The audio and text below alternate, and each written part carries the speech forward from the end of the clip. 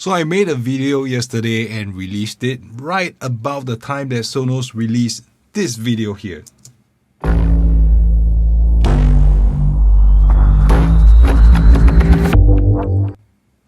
So my video was speculating heavily on a new product that they are going to be launching and making available either on the 1st or the 2nd Tuesday of October. Now it looks right about that time is indeed a product announcement from Sonos. Everything is falling into place. So the question is, what is the product?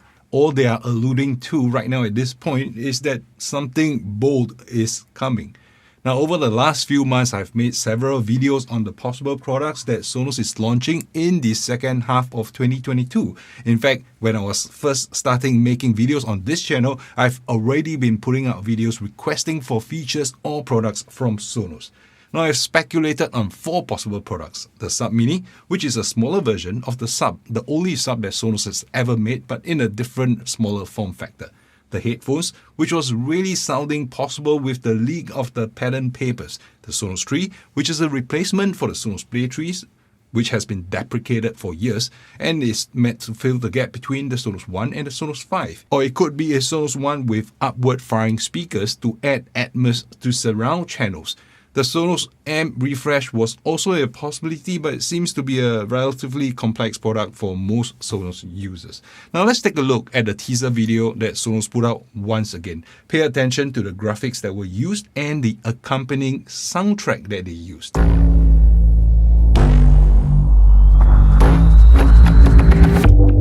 So okay, let's play that again. This time I will pause it and we can dissect it and talk about it bit by bit, almost frame by frame. Now, listen to the first note.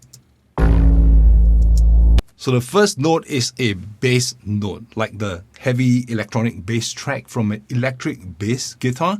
And you can see that the waveform is changing from a flat waveform and transforming into something else. Now, by the second note, you would notice that the waveform has changed. So those of you who have been on my channel, you'll notice that I use a lot of frequency response sweeps. I measure the speakers that I test. In those frequency response sweep, I cover the bass, the mid-range, and the high frequency response curves. Now, if you pay attention to the bass curves, you will notice some similarities with the graphics that Sonos is actually putting out at this point. In fact, I made a video showing how the bass note frequency response changes with the sub levels when they change from -15 all the way to 0 and then to +15. Now, if I were to pull out that particular chart here, you will see a striking similarity to the waveform that Sonos is using on their graphics. So if the next product is not the Sub Mini, then I don't know what it's going to be.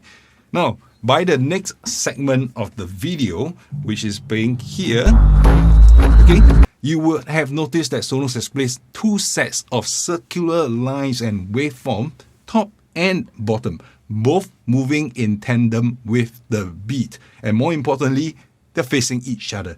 Now, this is a call out to the subwoofer design principle that Sonos has adopted in the past decade in their subwoofer, the only subwoofer that they have put out.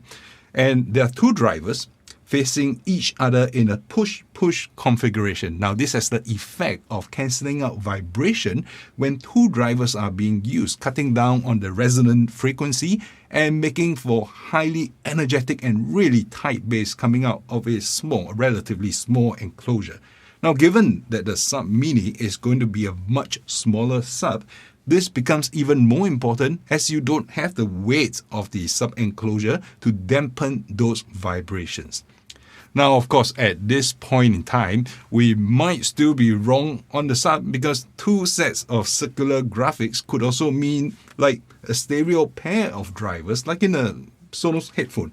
And they could have placed them vertically only to fit into the YouTube Shorts format for vertical aspect ratio as required by YouTube Shorts. But if you look at the choice of the letters or the alphabets that are being used, these are not English and they are not Singlish either.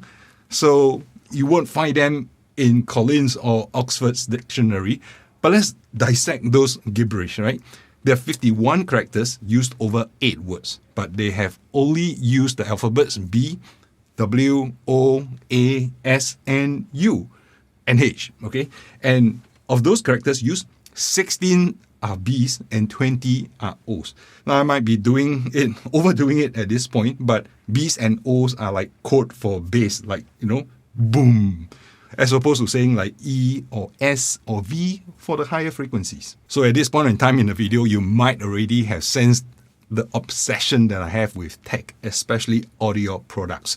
So if you are like me and would like to hear more from me in the future, especially when it comes to wireless audiophile products, do consider subscribing to this channel. And whatever this product launch is about, you can be sure that I will cover this product in great depth, deeper than anyone else on YouTube at first opportunity. So this is what you'll get from me in exchange for your subscription to this channel. And finally, we will get to the last scene here, which is a bass drop. And you'll hear and see the curves flattening out, like the spectrum analyzer flattening out after a bass drop note dies off. Now at this point in time, after having watched the short video for about 399 times, I'm almost certain that the new product launch is a sub-related product. Now the only last thing to talk about is the price. Now if I were to get $1 for every time I watch the short, I'll probably be able to buy myself a Sonos Sub. Anyway, my guess is $399. It feels like half the price of the Sonos Sub, which comes in at $699. And if you put this Sub Mini combination together with the Sonos Ray at $279, it seems to fit quite well, at least in the monetary sense of the word. Now, could it be more than $399? Yeah, sure. I speculated at $449 before, or even possibly up to $499. So that means that it could sit better with a Sonos Beam. But I'm more inclined to think that it will be a price of $399 now, which is between that of a Ray and a Beam. And that should sit quite well for potential buyers who are already going to be buying the Ray or the Beam, or the existing owners who are holding on to the Ray or the Beam and aren't getting the $699 full-size sub because of the price. So I've made a very long, detailed and long-winded video on the Sonos Sub Mini before, speculating on both the price and the sizing and why I think it is inevitable. So that video is still probably relevant today. If you want to hear more about the potential Sub Mini, do check out this video right here. Now, till the new product is announced, stay excited, stay tuned. I'm pretty sure it's going to happen real soon. And I'll see you again soon.